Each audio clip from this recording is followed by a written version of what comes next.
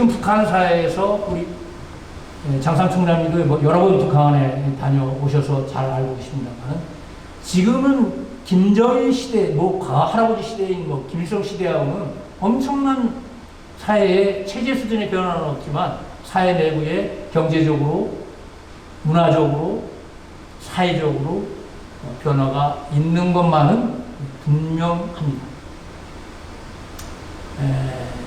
북한에 갔다 온 그 국제기구의 그 대표였던 그 젤버거라는 그 지금 스탠포드 대학에 계신 여성분이신데, 이분이 북한에 갔다 오셔가지고 북한의 변화는 5 신드롬, 5M 신드롬으로 이 개념화할 수 있다, 이런 말씀을 한 적이 있습니다.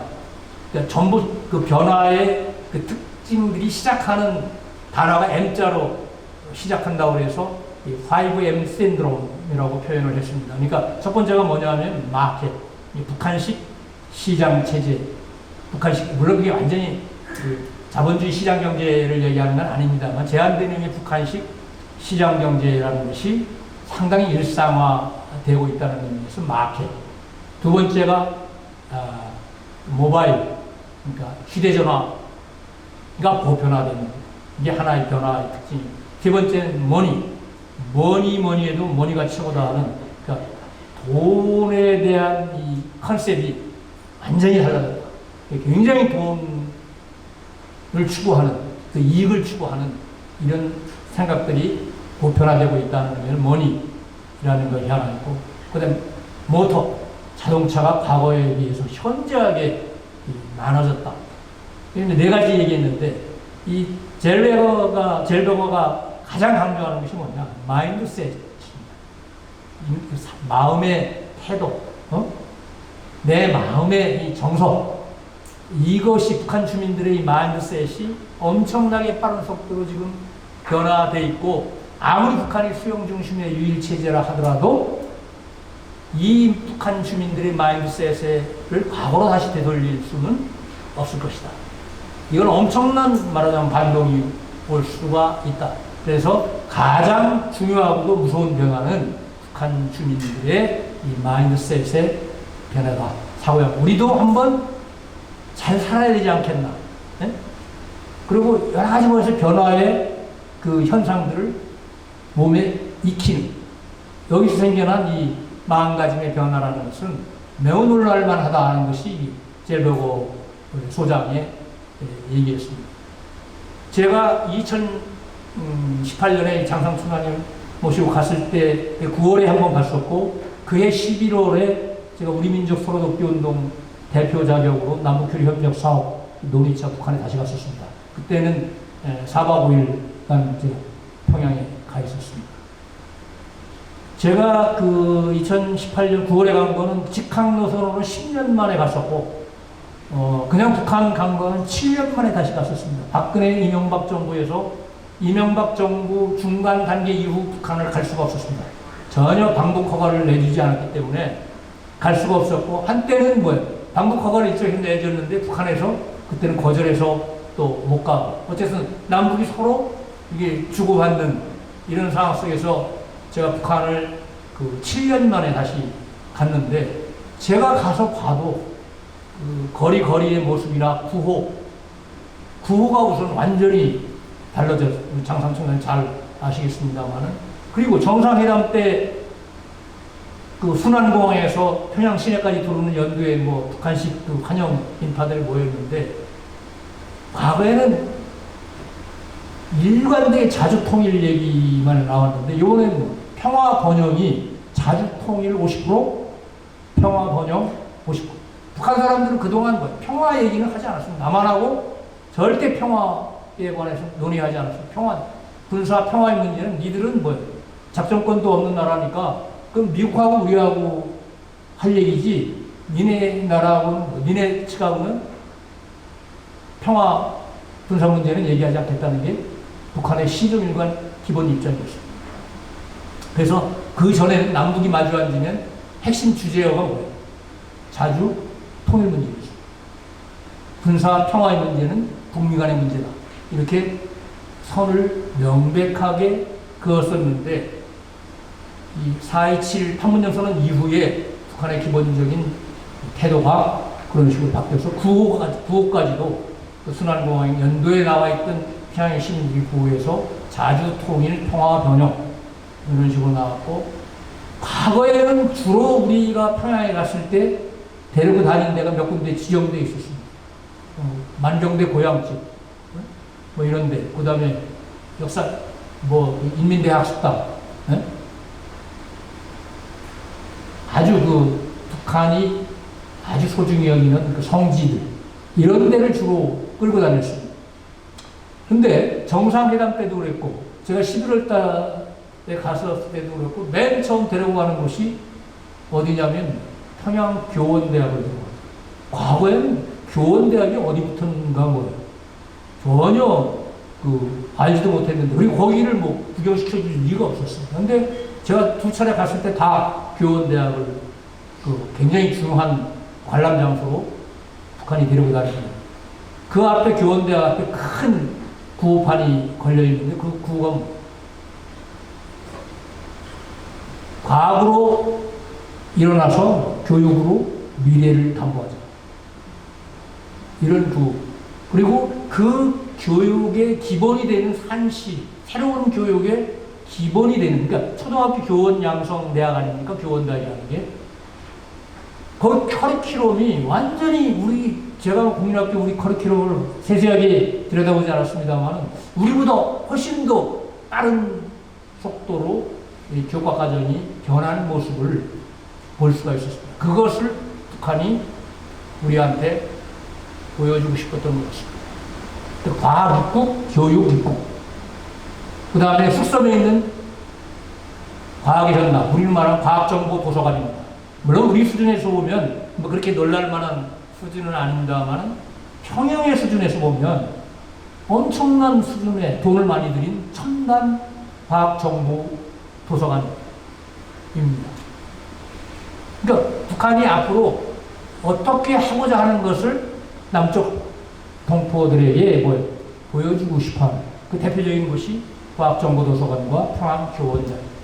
하나는 초등학교 교사 양성소인데, 초등학교 때부터, 인민학교 때부터 이런 식의 우리가 교육을 이렇게 바꿔서 시키고 있다, 지금. 이걸 굉장히 강조하고 이렇게 부각시키기 위한 그런 차원에서 아마 거기를 보여주려고 했던 것 같습니다. 이것도 일종의 상당한 수준의 이 변화를 북한이 상장하고 있었습니다. 그러니까 평창올림픽 이후에 북한이 그런 식으로 전격적으로 남쪽과 대화를 두고 한미합동 물론 군사훈련을 연기하고 축소하는 이런 과정에서 평창 평화올림픽이 성사됐고, 2018년에 3차례의 남북정상회담, 2차례의 북미정상회담, 한 차례 물론 아쉽게도 결렬됐습니다만은 정상회담이 열리는 이 순간은 북한의 어떤 정책 핵심 노선을 전환하려고 분명하게 결심을 했던 것만은 사실인 것 같습니다.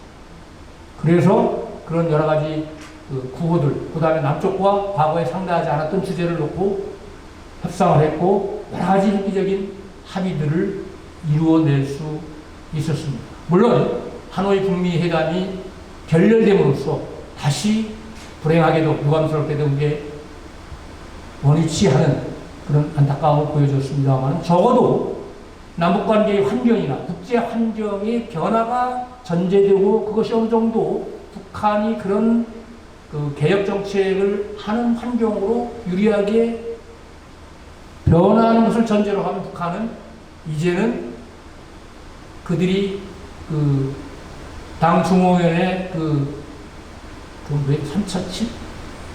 7차, 3차 전환이 정확하게 지금 기억을 못 하겠는데, 어쨌든 2018년에 있었던 그 결의에 의한, 그러니까 경제 발전에 총매진한다는 그런 노선의 전환, 이것이 그냥 구호는 저는 아니었다고 봅니다. 존 델러리 연세대학교 교수 같은 사람은 어찌 보면 김정은이 위대한, 북한 기준에서 보면 위대한 경제 개혁가가 되고 싶어 한다. 오히려 그런 개혁을 도와주는 국제 환경을 그렇게 유리하게 만들어주는 것이 진정으로 북핵 문제를 해결하는 가장 오르고 빠르고 바람직한 기회다. 이렇게 갤러리 교수님 얘기를 한 바 있는데, 어찌됐든 그런 조건이 허락을 했더라면, 혹자가 얘기하듯이 북한은 절대 핵무기를 포기하지 않을 것이다. 이런 전제도 있습니다만은,